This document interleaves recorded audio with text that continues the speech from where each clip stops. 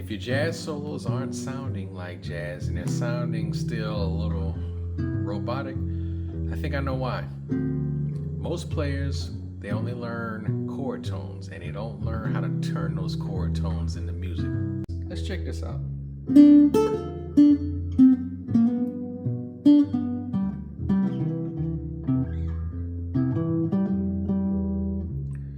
Technically, I played the right notes and it sounded fine, but it's not really all that moving, you know? So, what can we do to change that?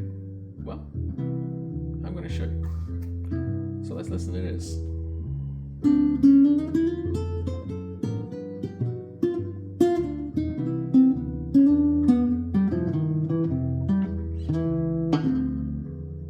You see? That one had a lot more motion going on, a lot more, as they say, je ne sais quoi. In this video, I'm going to show you how you can make your solo sound smooth, expressive, and musical by using passing notes, enclosures, and some simple phrasing ideas that you can use today in your playing. You ready? All right, let's go. In the last video, we used the root, the third, and the seventh. Those are great, but that's the roadmap. Now, it's time to learn how to drive. So if it's not clear in all of this, I'm strictly thinking chords and chord tones, not scales. So what I'm going to show you now, it's going to look like scales, but in actuality it's not. Because sometimes there'll be diatonic notes and sometimes there won't be diatonic notes. And that's jazz. So first thing is, what's playing in the background is a C major 7 groove. So our notes are going to be C, E, G, B, then C, E, G to the B. All right. First thing is we're going to use a half step below the chord tone to embellish said chord tone. Okay. So now what I'm showing you, you're going to apply to the D minor 7 chord as well as to the G7 chord. Okay, I'm just showing you in the C major 7, but then it's up to you to take it and expand it upon the other 3 chords. All right, so half step below each chord tone. Half step below C, half step below E, half step below G, half step below B, and then C, E, and then G, and then B again. And I guess C. Okay. Next technique we're going to use is going to be to embellish the chord tone, is going to use a whole step above. Okay. Or a scale tone. It depends. So in this case, we have D to E, F to E, A to G, C to B, D to E, F to E, A to G, C, B. So in that case, it was some produced a whole step above and some were a half step above, but it's really like a scale tone above the chord tone. That's what I should have said. So scale tone above, half step below. When you put them together, then you get what's called an enclosure. So then we get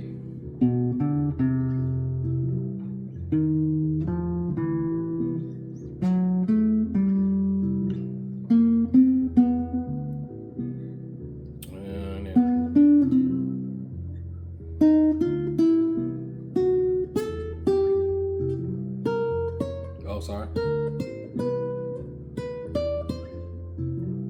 Okay. Now, when it comes to backing up, when it comes to that, I guess a scale step above, well, you have an option where you can do either it'd be 2 half steps above or 2 half steps below, depending upon what's going on, but it'll make sense. So check this out. So at this C, we're gonna go 2 or a whole step above, but two half steps. So chromatically, D, D flat, C. Now E, we can't go 2 half steps above, so we can go 2 half steps below, which would be D, D sharp, and E. G, 2 half steps above. B, same thing. We can go 2 half steps below. Can't go 2 half steps above. And then with C, 2 half steps above, 2 half steps below, 2 half steps above, 2 half steps below, 2 half steps above. Okay? Then with that one, when you mix that one with either the approach from above and the approach from below first, like I said, we get those enclosures. So we had this first, half step below. So that one with the F, that was a whole step above, and not the, I'm sorry, half step above and not a whole step, because that wouldn't be in the key.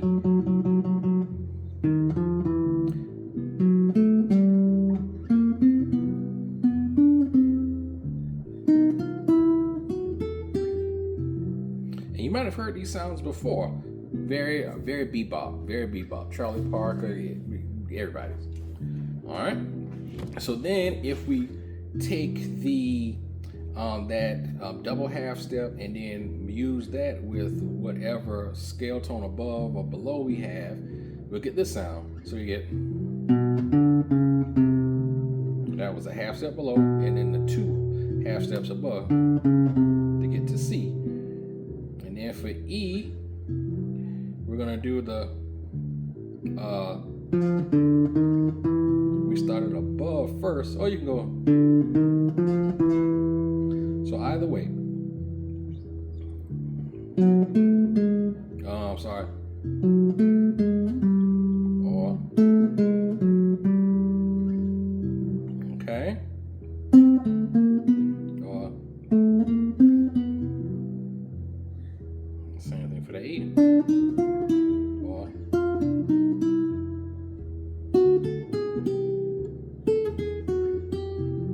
so on and so forth. And like I said, do this for the G7 chord tones and for the D minor 7 chord tones. All right. So then what you have are these sometimes chromatic, sometimes not stepwise motions. Okay. The last one we're going to add is to connect the chord tones via a passing note. And then this one where it looks like a scale, because I'm going to go C, D,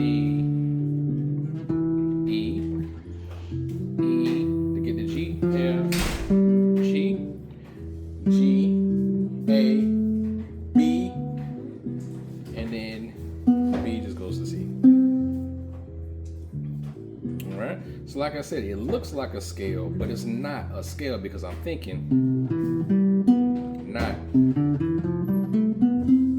In the scale, each note is equal and has equal value, but in the arpeggio, the chord tones are gonna have the weight, because those are the ones I'm gonna end up landing on. And all of this is gonna make sense in the next section, which is dedicated to phrasing. So phrasing is going to be very, very, very important. Next to the notes you play, and sometimes it really doesn't even matter the notes you play if you know how to phrase them properly. But phrasing is going to be very big. So I'm going to show that along with what we talked about with the passing notes. So if you just had the chord tones like this,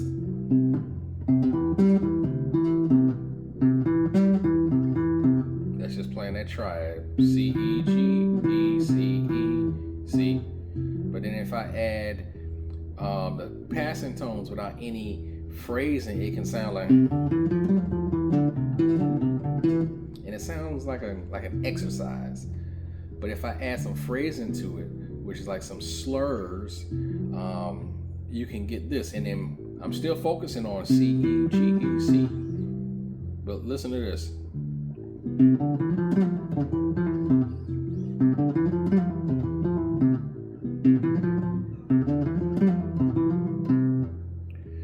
it's still, and you hear that. So see, that's what's coming through is the chord tone. So it's still very C major heavy, but instead of playing, you have that chord tone, but then instead of it sounding, you added the phrasing, and then slur, slide.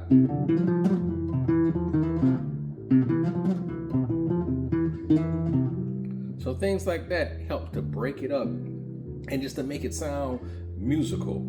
Like, you know, jazz has always been compared to learning a language, which it is. And then these here, those slurs and the slides, that's what helps it to come alive and for it to sound musical and not like an exercise. Okay? So now let's look at these half notes approach, scale tones above, below, 2 half steps and whatnot. You can look at the chord tones as like your main course. So this is going to be your chicken, your vegetable, and like your starch or rice or whatnot. And the approach notes and the enclosures is like what's going to season that. Now you can go crazy with it, and if you use too much of it, it's going to end up sounding, it's going to ruin the dish, and then it's going to sound mechanical. So that's why you have to use just the right amount, and it's up to you however much you want to use. So for a line like this, let's go.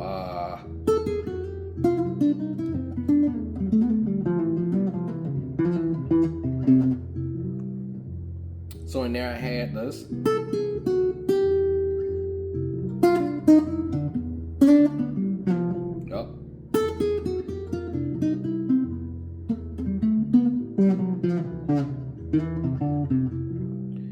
A lot more chromaticism in that one. Very bebop-y sounding.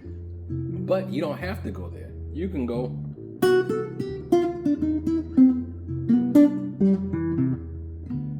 So that time, I didn't use the chromatic because you don't have to do that every single time. I went, use it there, and then just brought it back to the chord tones. So that's what I'm saying. It's like it sounds like it might be scalar, and then you might see this, and people might analyze it like, oh, it's I kind of don't even want to say it, but I have to. But like, oh, that's a bebop scale. It's like, no, it's just an approach, and that's a nice little line in and of itself. Sounds great, and it's in essence jazz, because like I said, it has those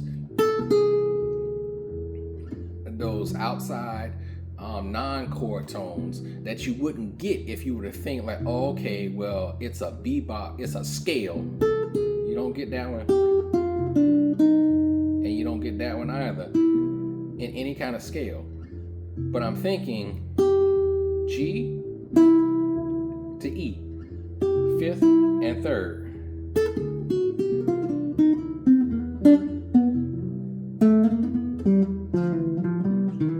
And see there, that was the passing tone. But it's taking me from going, instead of going, I'm going, and then. So that's the phrasing side of it. That's gonna make these lines come alive. Because if you just like,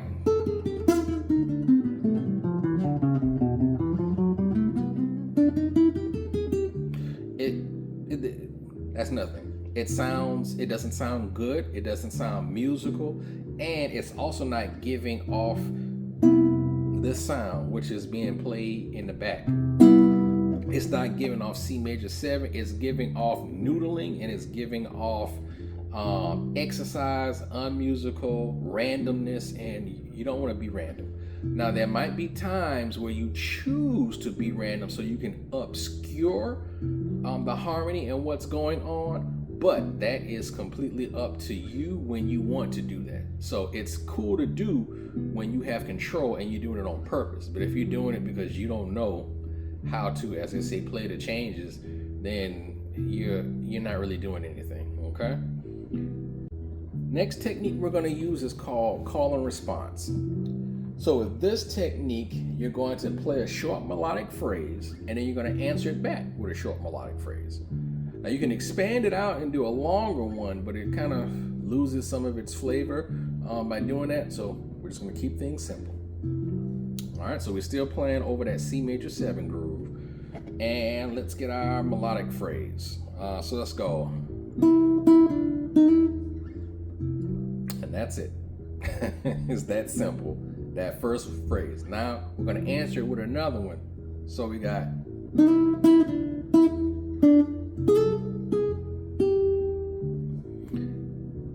And just like that. Call. This was the call.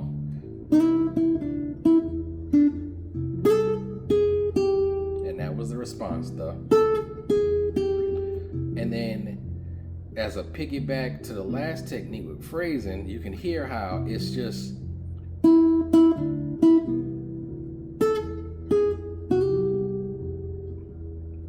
But I'm using phrasing, even though I'm not using a lot of material, because you don't have to go all crazy and go all over the neck and whatnot. Slow it down. Let it be like a conversation, like how you speak. I say something, I pause. I don't speak and then keep speaking and then keep talking like in run-on sentences and keep going. Some players play like that, and if that's what you hear, fine, and that's what you feel, great. But I like a little bit of variety. So I like sometimes long bursts of playing, and then sometimes I like little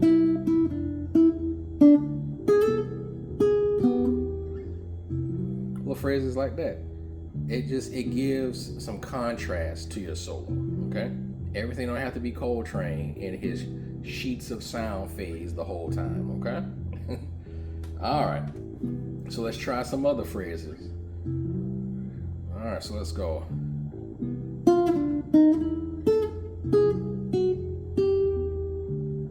Still singling around this E and the G, because like I said, I'm still thinking chords and chord tones, but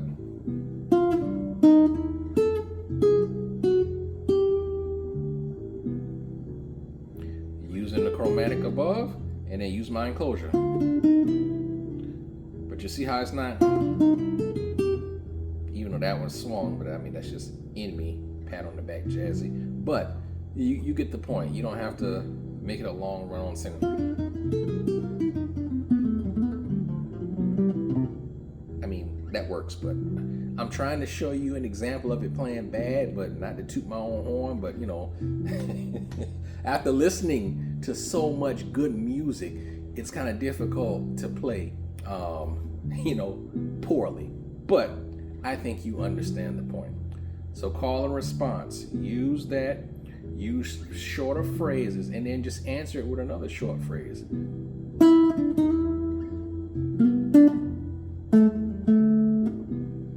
So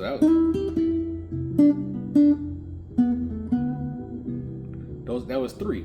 So this was a phrase. This was 1. And then this was 1.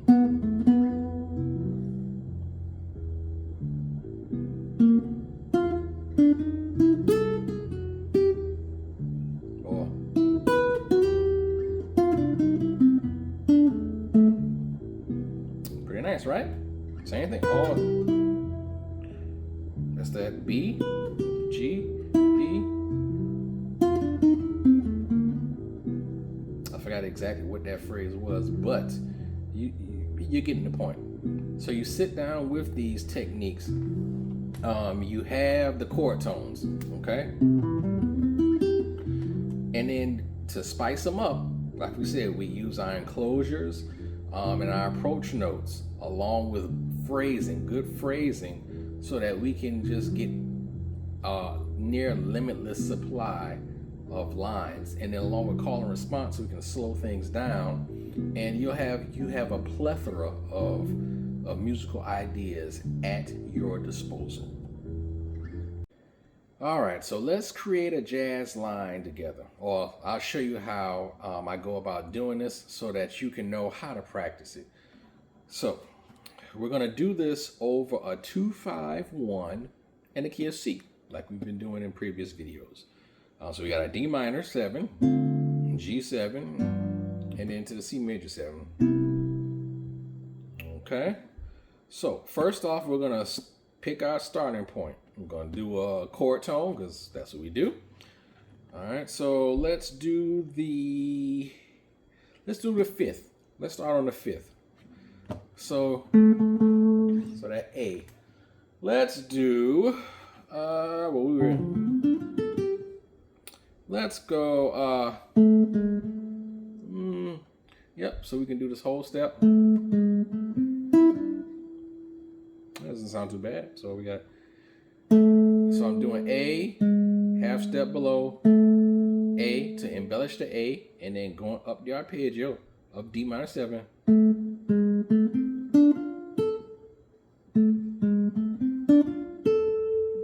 Now I'm at A, and now we're about to transition to the G7 chord.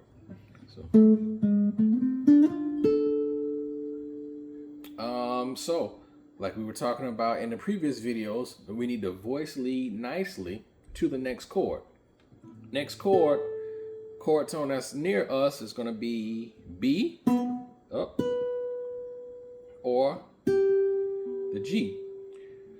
I'm partial to probably going to the G for right now, and then I just got a need for chromatics. So I think I want to start off that line. So we'll have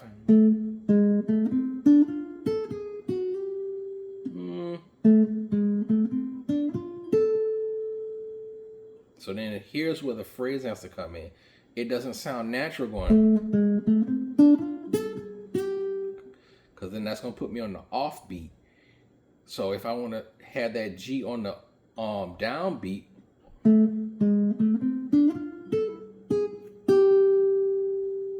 you see how I did that to stretch it out instead of, it's that phrasing. So I use phrasing to get to the G.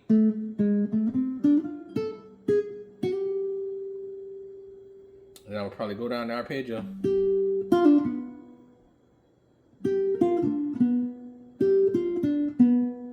G, F, D, B, and I got the transition to the C.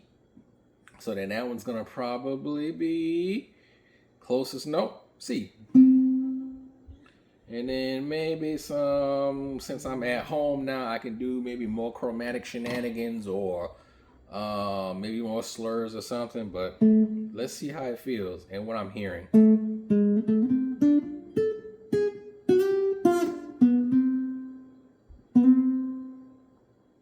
I might want to go.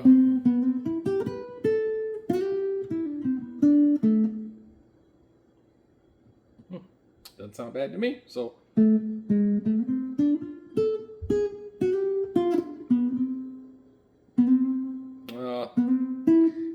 I don't think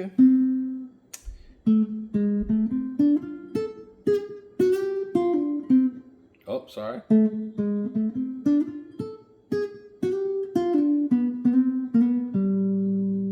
Okay.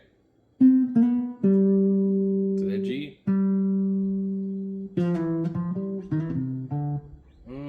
Maybe not. That's not a good ender. Let's see.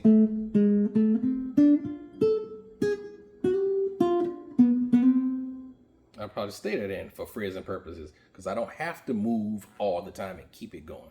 So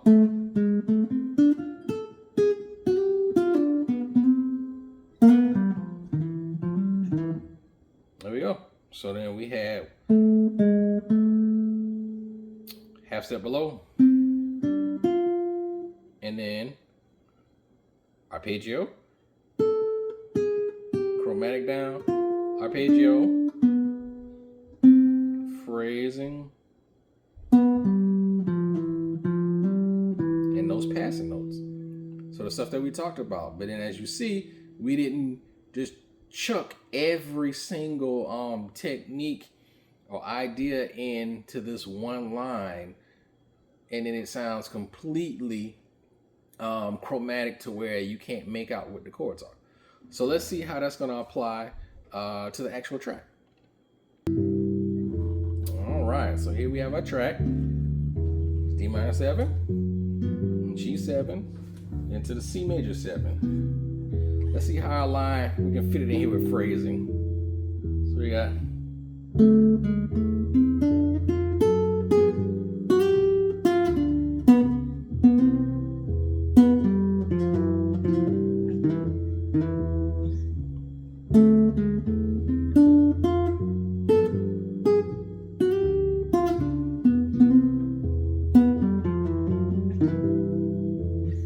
let's mix it up.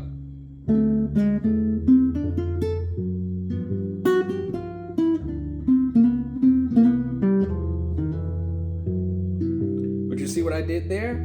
I used that as a framework, and then I just riffed off of it. So that's what you're gonna do with these lines as well. Like you have maybe like a path through the jungle or whatnot, but then you can deviate off that. Because depending upon where you are, there might be more than one way to get to your house. And like, this is what this is. But my home is when the chords change, I need to land on the chord tones. Now, that's not a hard, fast rule, but that's a good foundation for moving forward. So let's try it again. Rhythm change.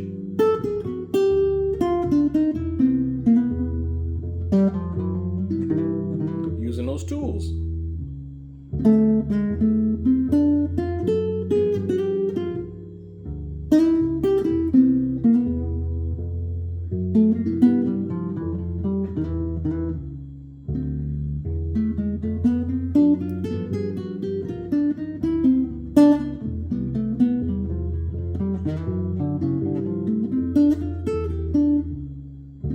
If you wanted to be more beboppy, then you can do a little more running, so to speak, but you don't have to.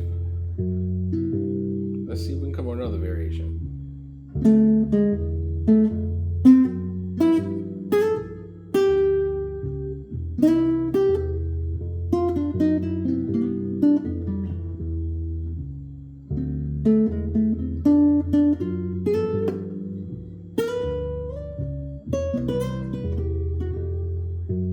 Took it up to a different position, but still playing chord tones.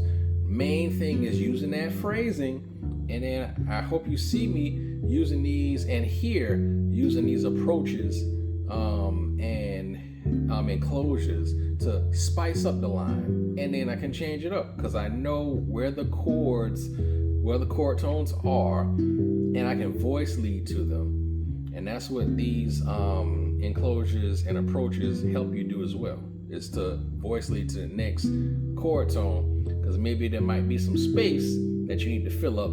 You can fill that up with either chromatic line or one enclosure. Okay, let's try one more. All right.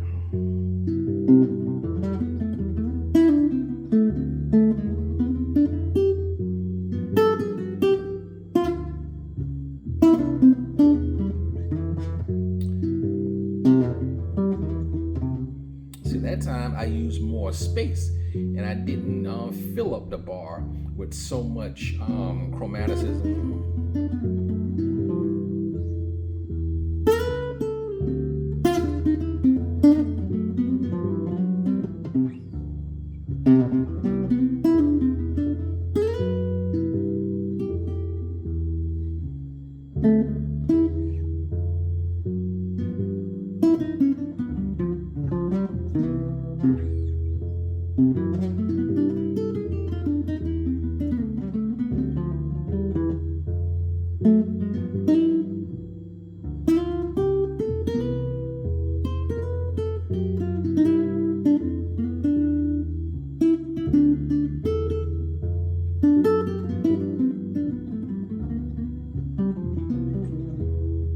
But see, then that time I used more passing tones, and I didn't use the chromatics or the approaches.